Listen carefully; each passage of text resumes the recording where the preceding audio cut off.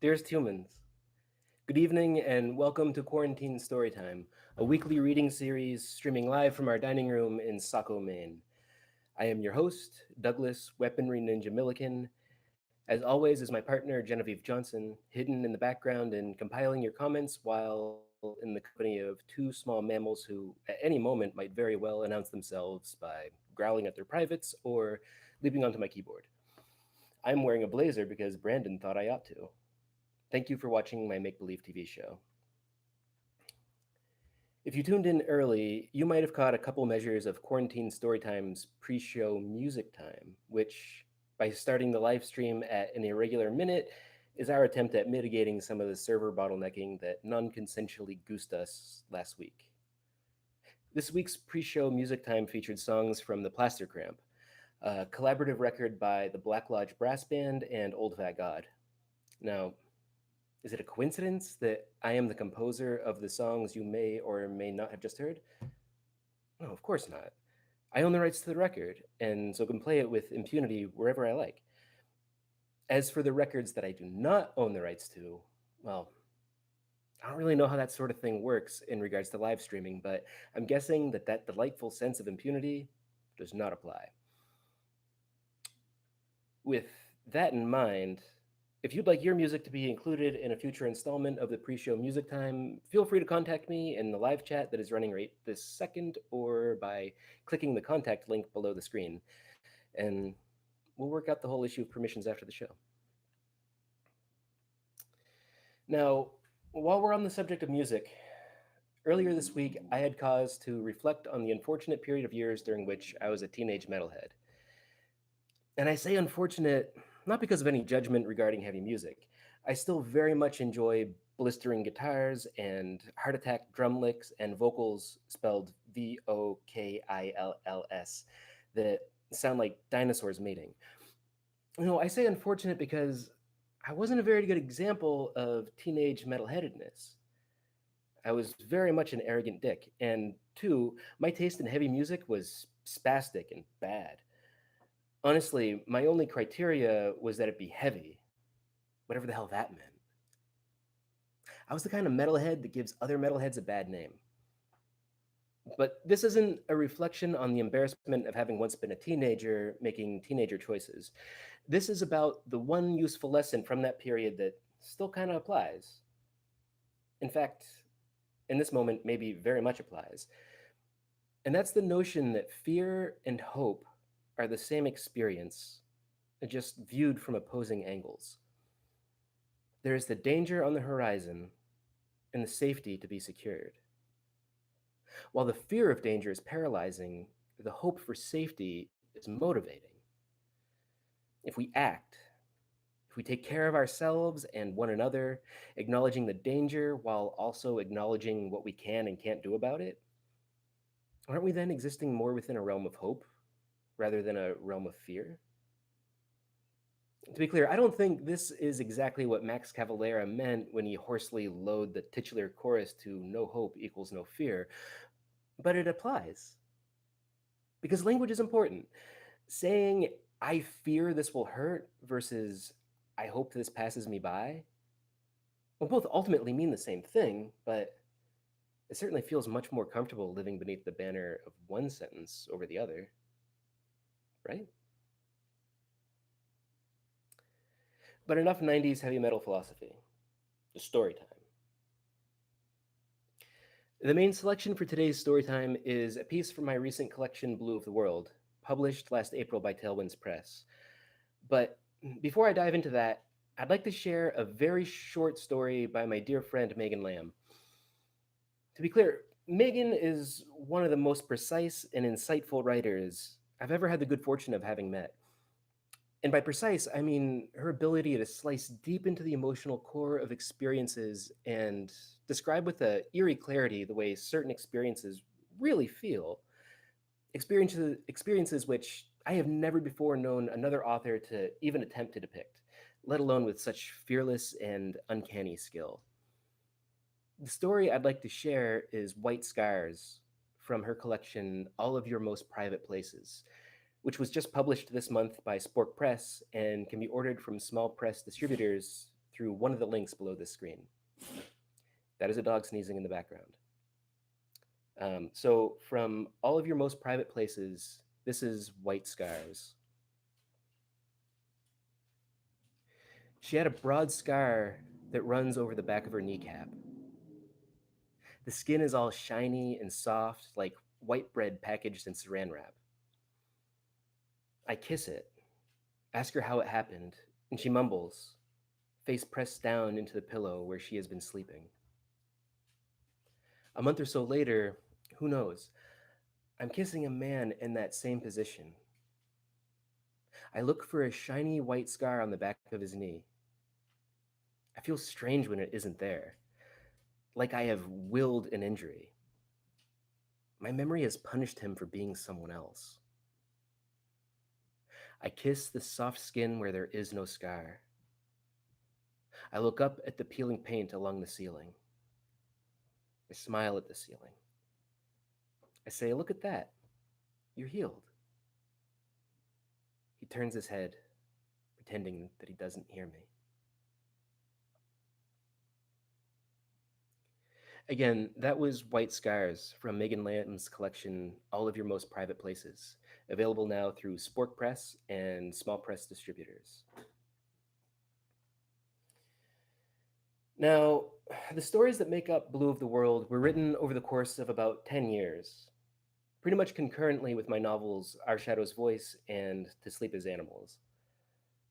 Because of this broad time frame of composition, my attachment to the text varies greatly from one story to the next. Specifically, and also not surprisingly, the newer stories feel more immediate and relevant to who I am today than do the older stories, which, of course, felt pretty immediate and relevant to the younger me who wrote them. The result is that when reading from Blue of the World, I tend to gravitate toward the newer stories, thinking their contemporaneous allure on me will likewise translate to the audience, which may or may not be the case. What I have come to learn, however, is that other folks' favorite stories from the collection are not necessarily the same as my own. So it's with that in mind that I'll be reading Adventure Stories for Men and Boys, one of the oldest stories in the collection and one I've also never performed before. It's a piece that gets a strong reaction from a certain specific number of people, so it seems only fair that I allow it this performative public space, if only just the once. So, from the collection Blue of the World, this is Adventure Stories for Men and Boys. A moose lifts its head from among the brush and reeds, banking an icy algae green stream. Antlers like some ancient god's open skyward claws. Eyes like pink jewels set in its washed out, near white fur. The moose raises its head, beard and bell dripping, stiffening with ice from where it's been browsing in the stream, and its improbable eyes meet your eyes, locking like shutters, locking like bolts. And from a distance of under 100 feet, perhaps for the first time in your life, you are seeing and being seen. What do you do? Well, if you're a gang of good old boys out in the Buxton Woods, of course, you shoot around from your 30-06 through the thickly swaying flesh of its throat. Watch it drop in a heap before you, gushing red and choking on itself. Wait for the choking to stop. Drag its body through the crisply shouting January snow. Load it up and drop it off the local tagging station, a convenience store off of Route 117. Leave it for the store owner, Dale Cummings, to sort out. It is Wednesday and barely past the first dawn of the new year, and Dale stands in the diminishing snarl of tires against the frost-tight gravel, watching the last helix of steam curl up from the angry red gash. Dale has fought in Korea and fought in his kitchen, and he's no longer of an age where he feels prepared for these sorts of things. You try to be good and try to do right. Yet the shit always piles up, often on fire, right outside your door. Dale leaves the still warm carcass where it lies in the parking lot gravel, steps inside his store, and dials up the game warden's office in New Gloucester. One would hope it's too early for anything to have already gone wrong. Lonnie takes the call when it comes in, nods and mm-hms while tugging a dark curl tucked behind her ear, then puts the call through to Warden Ellis, who, one wall and 4 steps away, picks up and listens, receiver cradled between neck and shoulder, pen in hand hovering above a notepad. But what's there to remember? Almost nothing. A body, a location, a lack of perpetrator, or anything resembling evidence. At his elbow, a styrofoam cup of black coffee grows cold and stale, a foamy ring of scum clinging to the margins. Warden Ellis hangs up and stands, empties the cup swiftly and without tasting, steps out of his office into the coat rack by Lonnie's desk.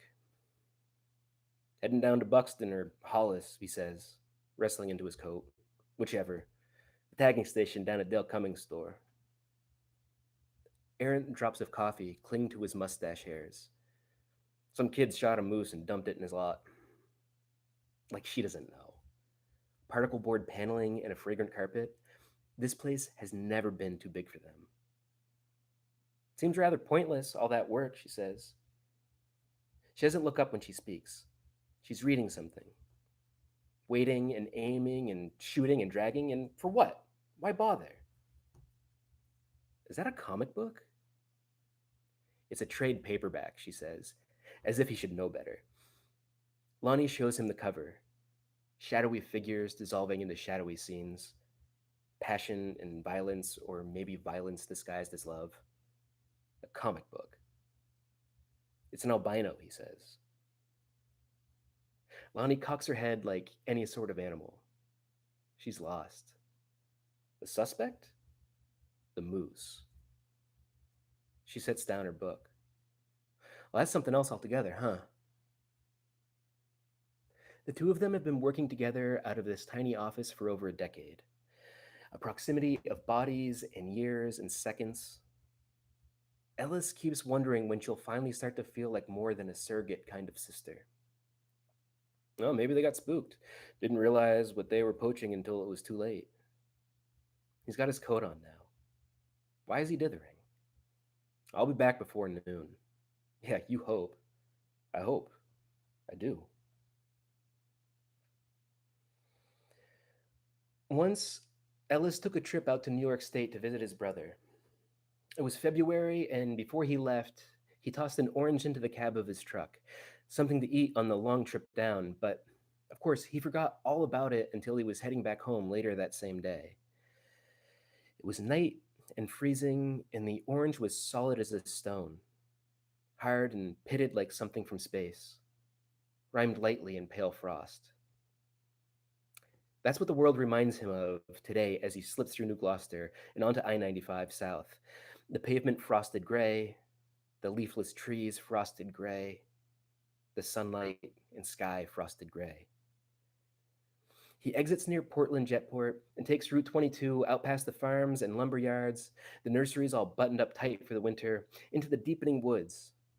Pulls onto Route 117 and pulls up to Dale's store where Dale is waiting for him, standing outside with his breath erupting like smoke from a furnace. Impossible plumes, so much greater than anything he could possibly contain. And there it is, spread out at Dale's feet like the worst kind of news. Horn and hoof and flanks of dirty white. It makes Ellis's stomach sour and tight just to see it.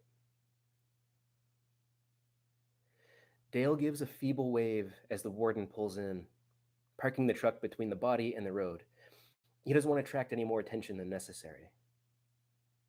Stepping out into the cold and wind, he tries to make a joke, something about the ex-wife bitterness of the weather, but it's like Dale can't even hear him. Maybe he can't. Ellis has to acknowledge it might be better that way. Them sons of bitches, such a goddamn shame. Dale stands with his hands balled and spit frozen in beads to his white beard, and he's shaking. It's not entirely clear if it's only from the cold. Taking down something so goddamn rare as this, and for what? Not for any greater purpose, not for a freezer full of steaks. Rigs up our day, Warden. Ellis nods, but isn't listening. Is kneeling down beside the body, inspecting the wound, touching the fur. More notable to Ellis than the tarnished whiteness of its coat, its rack is a misshapen nest of hooks and spurs. Less like supplicant palms, more like grasping hands. Our day is frigged, this bull is dead, and for what? Well, what you're saying, Ellis says, peering at the moose's haunches, is only partly of a truth. And he points. Dale squints, then hunkers down. Gets as close a look as he can. Huh. Ever seen anything like that before? What's there to see? Ain't a thing there. Between its legs, a furry nothing where its loins should be. A faint ureic stain. That's all. Fairly common where incest's concerned, Ellis says. A bull mounts his daughter and sires a eunuch, born neuter. Same with the antlers, and the albinism. Ellis sniffs and wipes at his nose. Not common, of course. I mean, the odds are. But when it happens, this is what you get. For a moment, both men crouching by this dead animal, the world draws to a stillness. No traffic passing, no wind to bite. Everything briefly condensed into a single pure cell. Then the warden speaks. You have any idea who did this? He stands to regard the man next to him. Dale is shorter than Ellis and wiry, chin up, chest forward, like he's been scrapping all his life. No, sir. You're sure? I heard a racket and came out store, and there it was all laid out on the ground and that damn pickup riding away. And you didn't recognize the boys who did it? No, sir. And you didn't recognize the truck? Dale smiles, like he's agreeing to have a tooth pulled. What would you have me say, Warden? Say I do know them boys. Then what? See them go to jail? See their families suffer? Maybe they just get a fine, something more than they can ever pay. It don't matter. They know I'm the one with the body. If anything comes of it, they'll know right where it come from. They're the ones who left it here, Dale. They know your position, that this is a tagging station. Point is, Warden, I don't know them. And if I did, I'm certain the law can't fix what's happened here. No fine or sentence can make this alive again. But for the wind tossing the frayed edges of his beard, the old man stands perfectly still while he speaks. The world is a snake eating its own tail, Warden. Them boys will get theirs. It don't need to be a state issue.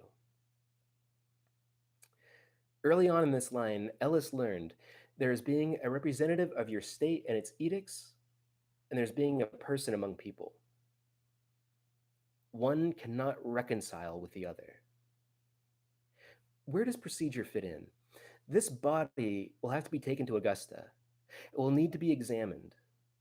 It will probably end up in the hands of some taxidermist, then eventually in the state house or in a museum. From the moment the bullet left the chamber, it's been a state issue. But Ellis says none of this. Help me get it in the truck. By now, a few folks who've stopped at the store to buy gas or coffee or cigarettes have taken notice. Ellis backs the pickup around and drops the tailgate, and two young guys trot over to help. They grapple hold of legs and hide, count and heave, and the body doesn't rise or land with much grace, but the warden suspects that grace has never had much to do with death. Everyone tumbles like a string-cut puppet. Everyone shits their pants. He once heard that the men being led to execution have to wear diapers for this reason. Where's the dignity in that? Being gassed to death in a diaper. Before a firing squad, blindfolded, in a diaper. Ellis thanks the boys for their help, then rolls out a canvas tarp over the body and ties it down, latches the tailgate, shakes hands with Dale in the sharp morning light, and drives away, leaving the old man alone with his store and his fists and a near black pool congealing on the ground.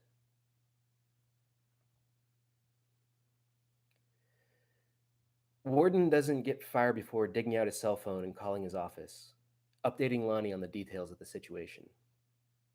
We're probably going to want to get the boys on top involved. Yeah, that's a likely assumption. Lonnie sounds tired. Shall I give him a ring? If you would.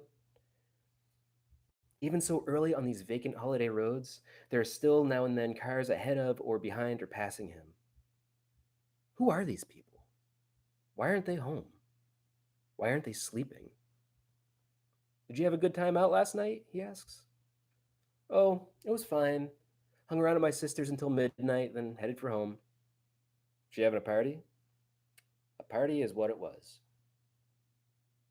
Heading the opposite direction, a sheriff's cruiser passes Ellis. They wave. I'm sorry, Lonnie. I should have given you the day off today. Like everyone else in the world? Like everyone else in the world, yeah. He wants to offer her the rest of the day off, but he needs her. He can't fix this situation on his own. Get a hold of the boys in Augusta, then call me back. Let me know if I'm heading there directly or back to New Gloucester Station first. Sure thing, Warden. As soon as this is over, I swear I'll make it up to you. You better. I will. And he believes it too. Driving back to Maine through the ink-black New York night, crossing state lines, Ellis held the frost-stiff orange to his lips, breathing hotly until a soft spot in the rind emerged. Then he bit a hole through the skin and nursed the frozen meat, coaxing out the juice and flesh, one cold drop at a time. There are incidents of bodies and incidents of gravity, and sometimes they're the same thing. Back in Portland, the highway Cloverleaf is closed. In the hour or so that the warden spent negotiating the animal's carcass, a cement truck from Auburn overturned at the base of the off-ramp, spilling hot concrete all over the pavement. No one can get through until the mess has been cleaned. Ellis bypasses the accident and finds a detour, drives further into the outskirting industrial territories around Portland, donut shops and gas stations, towering medical facilities, and a single sparkling new commuter rail, until he can merge onto 295. It's not the highway he wants, but it will get him where he needs to go. All obstacles have paths that supersede. Meanwhile, the tarp behind him snaps violently. It's a bad habit of his, never tying it down tightly enough. A man in his profession, he is certain, should not be so bad with knots. He makes it through the city, and now the highway is picking up pace. He's driving through the frozen salt marshes of Falmouth, a meandering paisley of ice, shouldered in humps of frosted grass, tufted like mussed hair. And he cranes his head around to check the tarp. Still good. But as he's turning back to face forward, he sees something off the highway. Amid the paisley ice, among the humping grass, just a glimpse, something pale and pink. It's his job to stop, but that's not why he does. Warden Ellis pulls off the highway onto the shoulders crunching ice and snow, clicks on his hazard lights, leaves the engine running, and heads out into the marsh. In the warmer months, this is a tidal creek, ribboning eventually into the bay. Slow and deliberate, sometimes flowing backwards. Beyond the marsh stands a copse of denuded swamp maple and poplar, then the opening mouth of Casco Bay. Eider ducks bobbing on the surface, crows or seagulls slowly circling.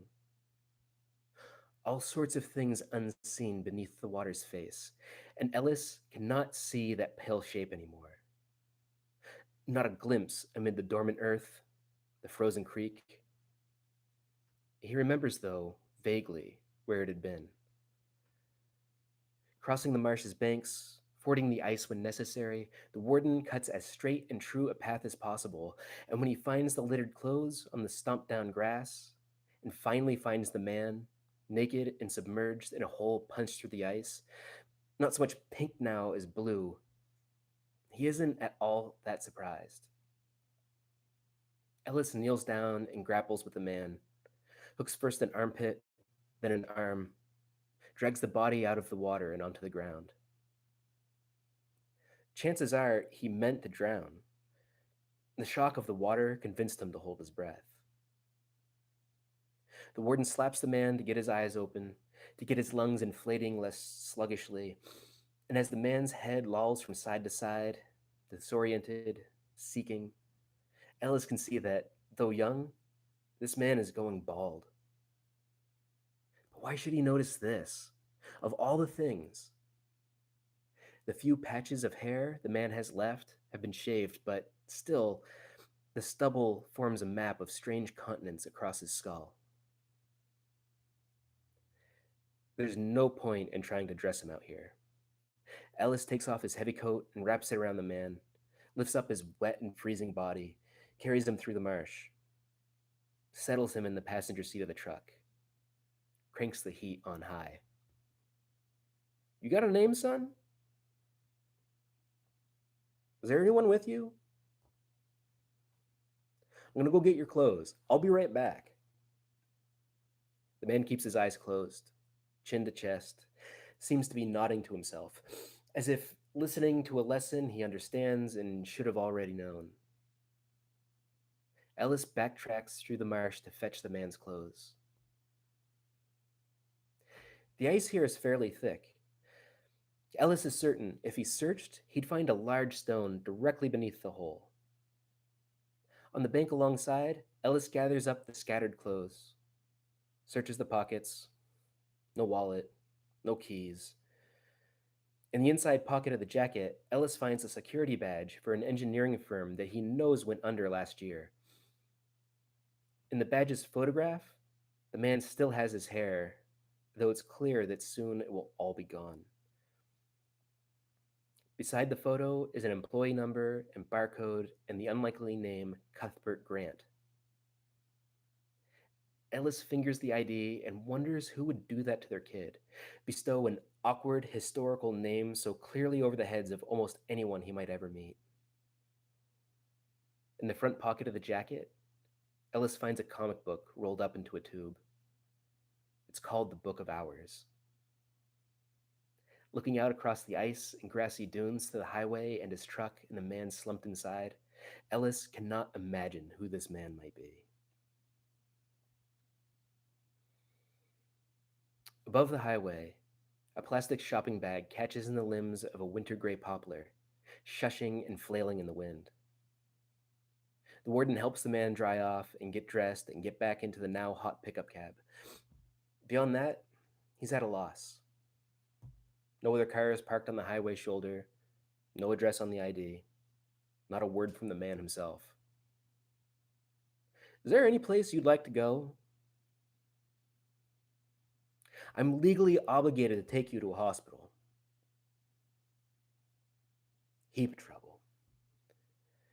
Ellis takes the man out for an early lunch. What else is there to do? He pulls the truck back onto the highway and takes the nearest exit, stops at a diner with a neon sign and mirrors running the length of the counter, creating the illusion of greater spaces. The man follows Ellis without speaking, without looking up, slumps into a corner booth and fiddles with the silverware. When the waitress arrives, gum snapping and youthfully bored, Ellis orders a coffee and a grilled cheese with tomato. My friend here will have the same. She raises her eyebrows in a parody of surprise while taking down the order on her pad, then leaves. From where they are sitting, they can see no windows. Most of the patrons are obscured. Even the mirrors are no help. They have nothing but one another. Your ID says you're Cuthbert Grant. Did your parents mean that as some sort of joke? The man turns over one hand, moves it slowly away. It seems like that sort of gesture should mean something, but somehow Ellis doubts it. The waitress brings their coffees. It's gone again. He wonders why she should be so surly, so unhappy, then remembers. It's a holiday. Working today has ruined the night before. Why is he the only person in this whole world unconcerned with the date? The warden looks around the diner to get a look at the patrons, their heft or sag, the weight of their lives, and the grace with which it's carried, but still, he can't make out anything about them. There are days he can see for miles. An eagle on a moss hoary limb, a man slipping under river ice. Why can't he see now? There was this time a while ago when I was visiting my brother in New York State. It's strange, he thinks, how this keeps occurring to him, this one episode. It was about this time of year, maybe later, and when I showed up at his place, he weren't there. Still at work or something, I supposed. So I waited for a while, then went for a walk out in the woods behind his house. Got pretty deep out there, too, not really paying any attention. This was around the same time my wife had decided to leave me, so I suppose I had a lot on my mind. Distracted. I only say so because when I came out of the woods at the pond, I took it to be a meadow or pasture of some kind, just a big open area covered in snow. Didn't think nothing of it until suddenly I was 2 feet shorter and soaked through up past my knees. I remember it being like a slap or like somebody just shaking me awake, a reset button. Everything before that was a kind of walking coma. Then, all at once, and he claps his hands together. I'm awake.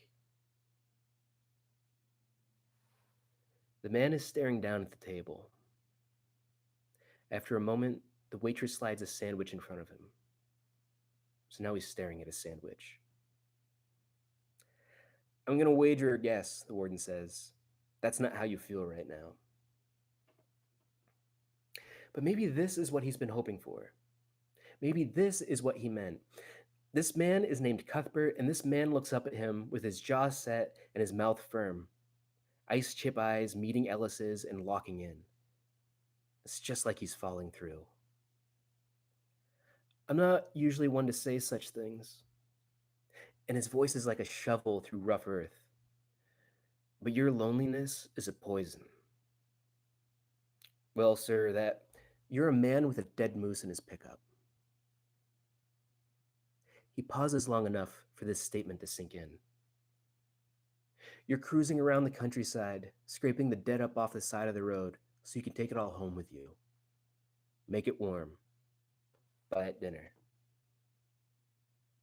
Ever so slightly, Cuthbert leans forward. So slightly, the warden leans back. And you expect me? Released in 2013 because I shared. I used to be able to write on a computer, and that was fine with me. And then I started using a typewriter, and that seemed to work for a little while, but it began intentionally cultivating a voice the more it became necessary to write by hand. So at this point, I usually, I'll write the first draft by hand. The first episode about that early part of the day being having an impact on what I'm doing. So I handwrite the first draft written back in. I print it out again. I do that until I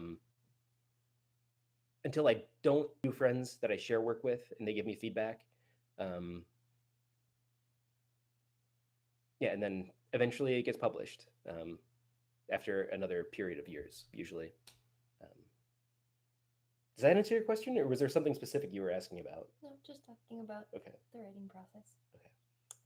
There was one thing that particularly caught my attention during this story, and it was your description of biting into the frozen orange. Mm-hmm.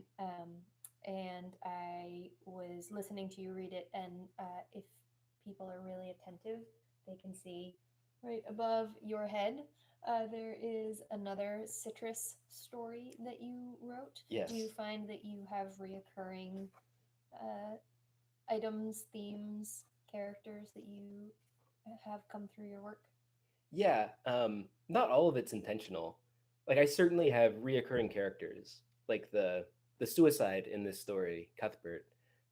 He makes an appearance in four of the stories in Blue of the World. Um, Some Janice's favorite character in Blue of the oh, World, as mentioned in comments. oh, thank you. I like him too. I think that's why I wrote about him so much. Um, um, yeah, so certain characters or settings I intentionally return to because I feel like there's more territory to explore. Um, but I'm also aware of certain images that repeat without my intending. Um, I think the best example is horses.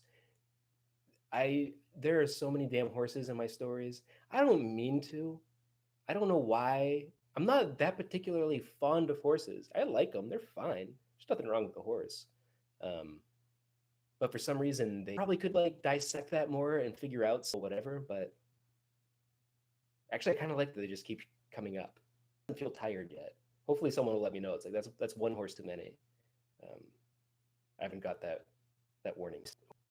And that's And uh, black screen of and a majority of my time, like majority of each day, like well not majority, but a huge portion of each day outside, wandering around in the woods or in the fields. By my majority, but a huge portion of each day outside, wandering around in the woods or in the fields by myself. And it wasn't like a naturalist thing. Like I didn't. It was when I was an adult that I began to study horticulture in